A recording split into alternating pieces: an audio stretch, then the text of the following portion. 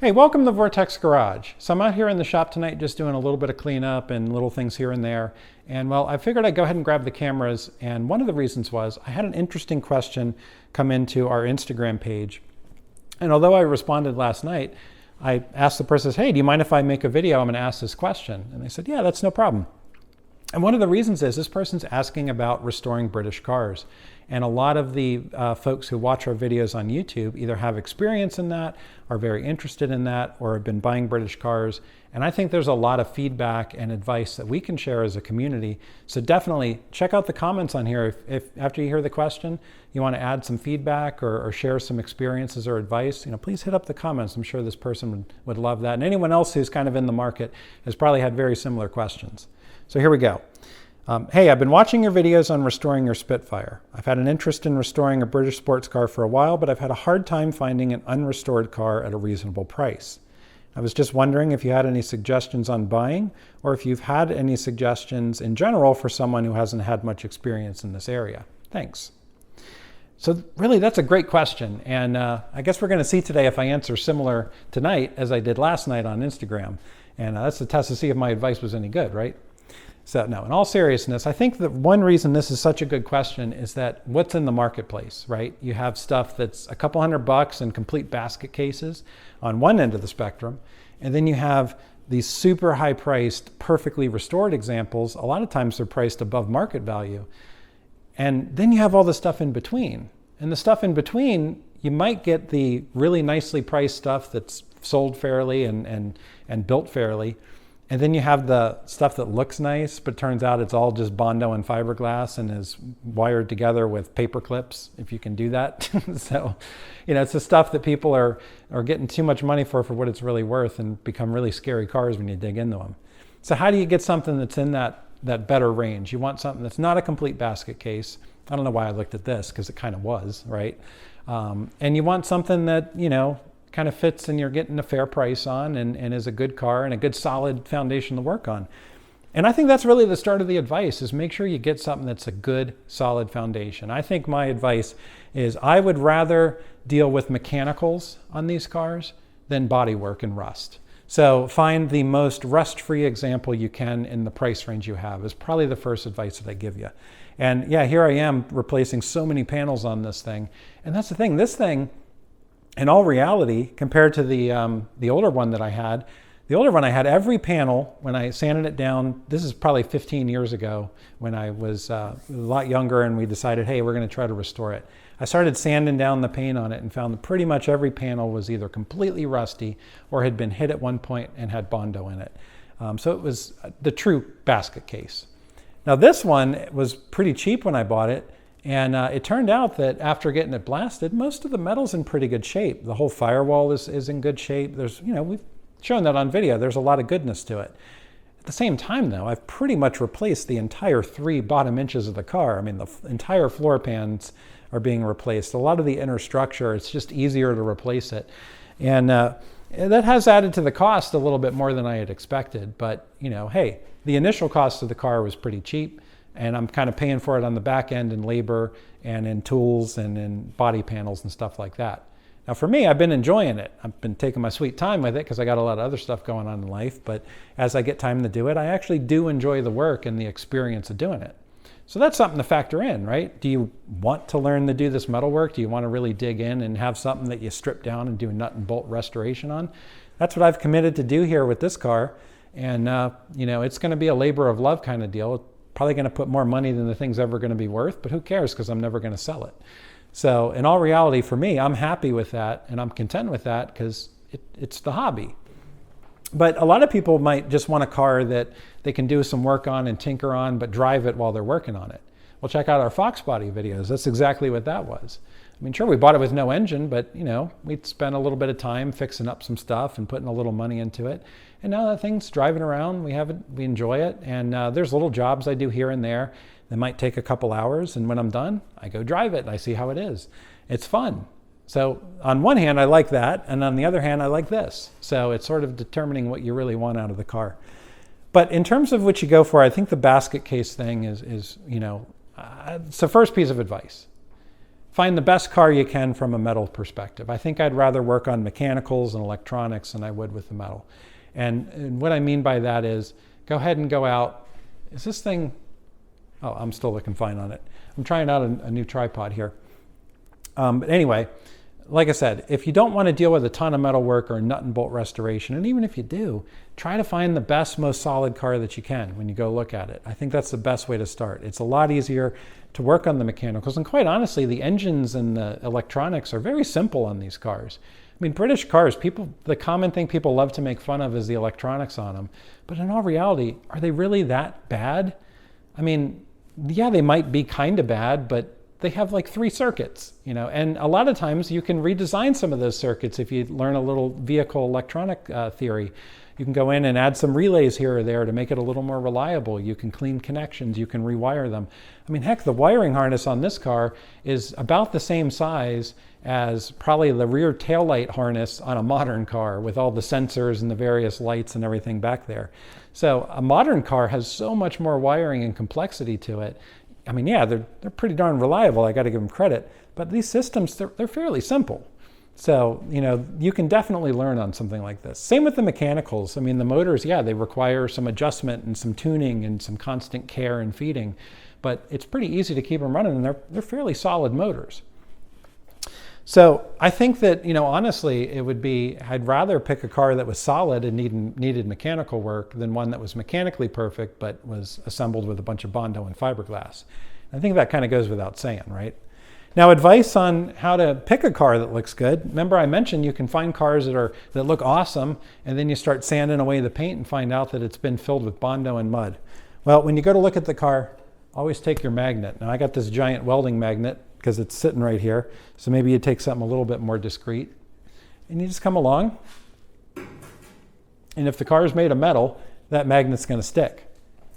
Now, if you got a bunch of Bondo in there, it isn't going to stick. Now, unfortunately, I don't have a lot of Bondo in this car anymore because it's been sandblasted. So I can't really show you. What I can do, let's see. And I'll just take this rag. Put this rag right here. As you can see, this magnet's not going to hold through the rag. So imagine, obviously, they're hopefully not going to use a rag to fill a hole, but believe me, I've seen it. People have done it. But Bondo is plastic. Bondo, it's not going to have a magnet stick to it. So if you got a lot of fiberglass or Bondo, or you know what they do when they have holes? They fill it with that foam, that sealing foam you use in your house. I don't even know if you're supposed to use it in your house, but that spray foam, they fill it and they put it in. In the old days, people used to take newspaper, crumple it up and shove it in there, and then fiberglass over it. And then the newspaper gets soaked with water and condensation, and it rusts from the inside out. So yeah, bring your magnet with you. Someone claims it's a nice, fresh painted car. Well, you're going to be able to tell whether or not it's good or not. Now, be nice to them. Don't take your welding magnet with iron filings all over it, and that's probably steel filings, but you know what I mean. And be sticking it on their nice Mako paint job that they have and scratching it up. But take your magnet with you. Use that to check the car out. I mentioned wiring. You can do the same with the wiring. Take a look at the wiring in the car. If you see what I call spaghetti wiring, wires everywhere and twist ties and little blue and yellow crimp connectors everywhere, lack of heat shrinking, really poorly done electrical tape. Granted, look, these things weren't perfectly wired from the factory, but the stock wiring harness looks a lot better than a lot of backyard mechanic spaghetti wiring jobs. Personally, when I see that stuff, it just knocks money right off the price, because I'm like, hey, I'm going to have to rip this garbage out. I'm going to have to figure out where these circuits you added go. Your CB radio that you put in your Spitfire, I'm going to have to figure out what you did and how you grounded it and how you disconnected a bunch of stuff. You find that in old cars like this. Anytime something went wrong in those electronics, like I said, they're simple, but they weren't the most reliable thing. Well, a lot of people just, even though they were simple, they didn't know how to fix them. They kind of kludged them together and got them working, bypassed wires. Sometimes people bypass fuses or uprate the fuses, put them in. Take a look at that stuff. Just get an idea what you're going to deal with, because a wonky electrical system a lot of times is caused by people who worked on them in the past.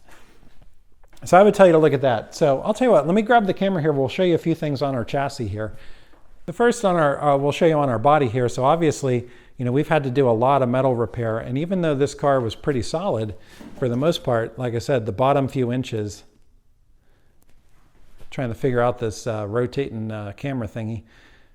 The bottom few inches of it were pretty rough. So we're doing a fair amount of work. So if you're comfortable doing metal work, I'd say definitely give it a try. And learning metal work, if you're willing to purchase some of the tools or you're willing to learn and take your time, it's really not that bad. And having done Bondo and fiberglass work in the past, which I will hope to never admit to doing, this is honestly no harder than that. And the tools are a lot cheaper than they used to be, especially with something like a Harbor Freight. But that's really the thing. Don't fall into the trap of trying the fiberglass everything when it should be replacing metal, because it's really not that hard to find this stuff and to get it and install it. So I mentioned the mechanicals. So again, I mean, just look at how simple this thing is. So this is our chassis right here. I mean, everything on it is simple. And on a British car like a Spitfire, the whole motor is very easy to get to when you lift the hood. Heck, if you remove the body, it's even easier.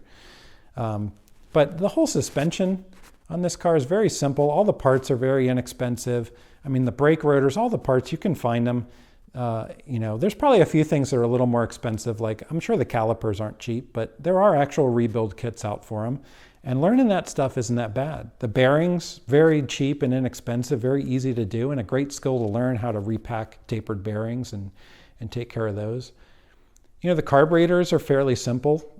Learning how to tune and synchronize a pair of SUs is a cool skill to have, and it's a fun thing to learn. The ignition system, I mean, keep it with points. Points aren't that hard to work with. They're easy. They're easy to figure out. So all in all, these are simple. Sorry with the camera work here. I'm still learning this thing. But with most of the mechanicals and stuff like in the suspension and systems like that, they're really not that hard to deal with on these cars. So I'd say, honestly, for me, the time-consuming factor is this thing right here, this thing on the rotisserie. This is what's taken a long time. And getting the paint right and doing all that, that's a lot of skilled work right there. This stuff, oh yeah, it's skilled work, don't get me wrong, but it's fun, and I enjoy this a little bit more. So I've been kind of saving this piece, and a lot of this stuff too. You can have a car, if you got solid body on the car, you can work this stuff. So really, it's kind of what you want. So I know that's probably very simple, simplistic kind of advice, right? Decide what you like and go something out. I mean, you're obviously saying that it's hard to find a car that's reasonably priced. It isn't just a basket case. So you're kind of getting that stuff. And we've given you a couple tips about how to look for them.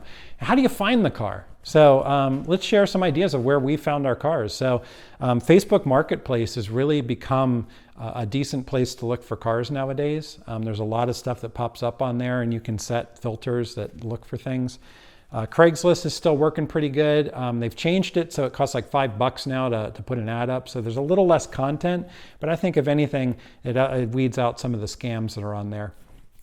But probably the best way to find a car, if you're not finding stuff in the ads on Craigslist or Facebook Marketplace, is try to find a local car club and get involved with it. Go meet the people. You'll probably find some of the nicest people you've ever met. They'll be really easy to get along with. Go to a British car event if you're in the British cars. But I hang out with a group of people local here, and they drive stuff all the way from old classics, old muscle cars, modern muscle, British cars. Really runs the gambit of what people have and what they enjoy. It's kind of a neat club because it's not exclusive to one thing. And I got to tell you, being in there, people share things that they have in the projects. And when somebody is ready to sell something, or they have something, or they found something, or they came across it, you hear about it in that club before it gets on any classified ad. And a lot of times, an enthusiast in a car would rather sell their project or the car they have to another enthusiast than deal with tire kickers off of Facebook Marketplace. So they'll oftentimes sell it a lot cheaper than they would in a private party because it's the ease of the sale, and they're selling it to someone they know, and they're going to get to see the car again.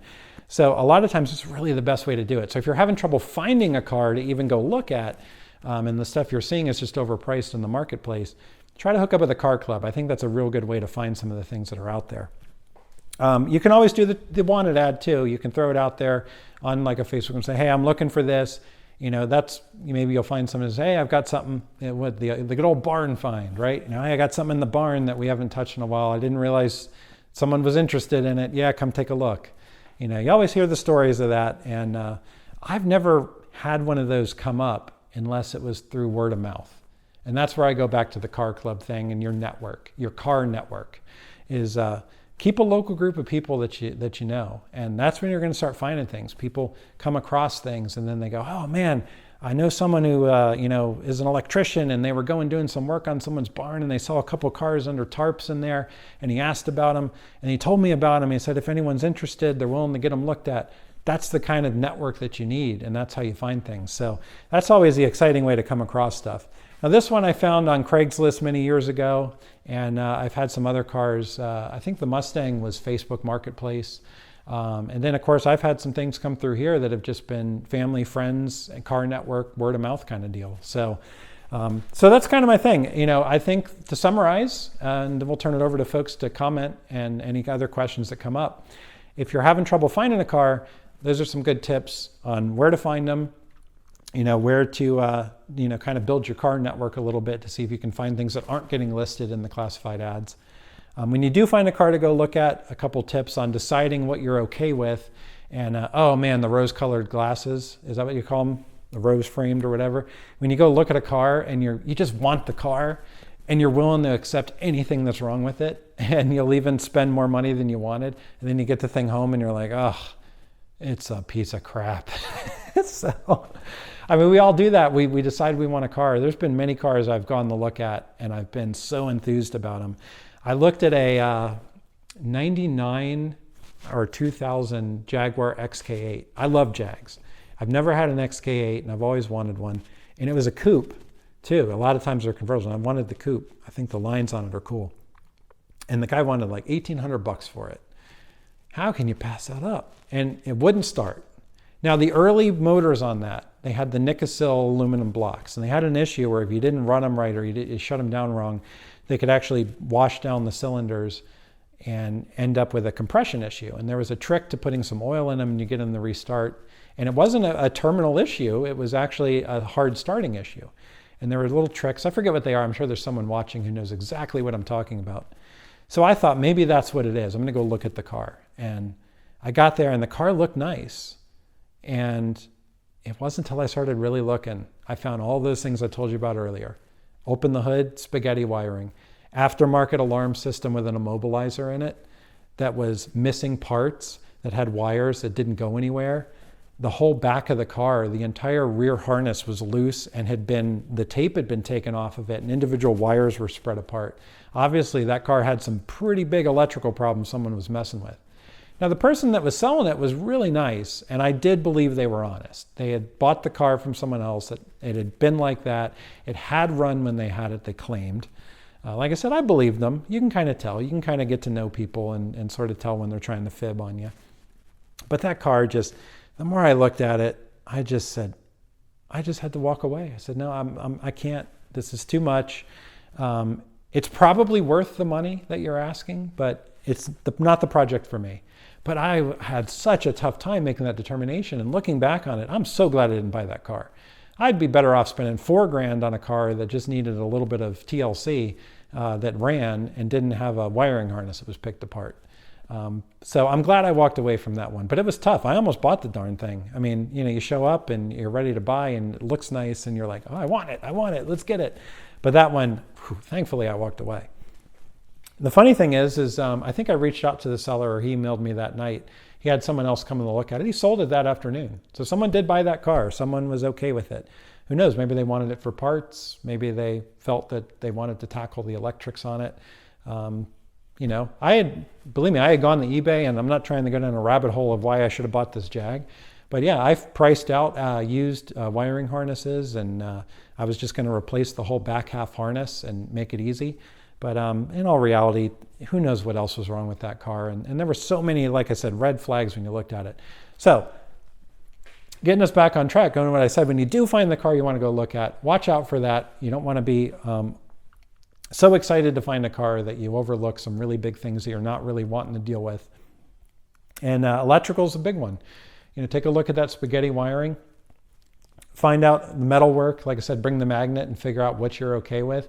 You really want to take your time and look at things. It's amazing how much you can pour over a car, and then when you get it home and put it up on your jacks or whatever, jack stands, because we're not going to get under a car with jacks, get it up on your jack stands and you start really looking at it. and you find all the little things that you missed. So another piece of advice, make a checklist.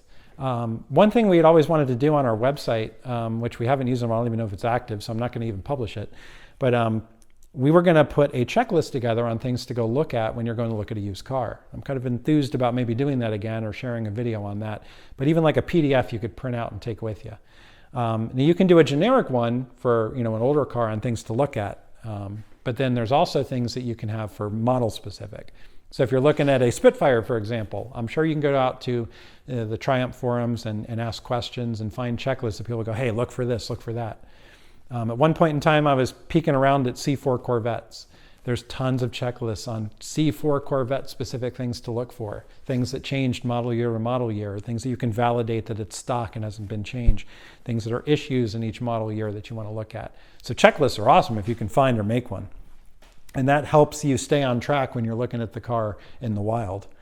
So again, figure out what you really want. And, like I said, try to network with those folks. So I'm so talkative, I probably turned this into a 20-minute video. So if you're still watching it after this, do me a favor, hit up those comments, share your experiences, and let's see if we can help this person out with some good tips and good experience and feedback that we've had looking at cars over the years. Now, if you've got a question and something that you'd like to have answered in what should be a 20-second answer given in 20 minutes, feel free to drop us a line here at Vortex Garage. You can hit us up on YouTube or go check us out on Instagram. We're also there at Vortex Garage, and we'll be happy to answer questions as they come in. In the meantime, we'll have more here on Vortex Garage, and subscribe if you like our videos, of course, and we'll see you soon.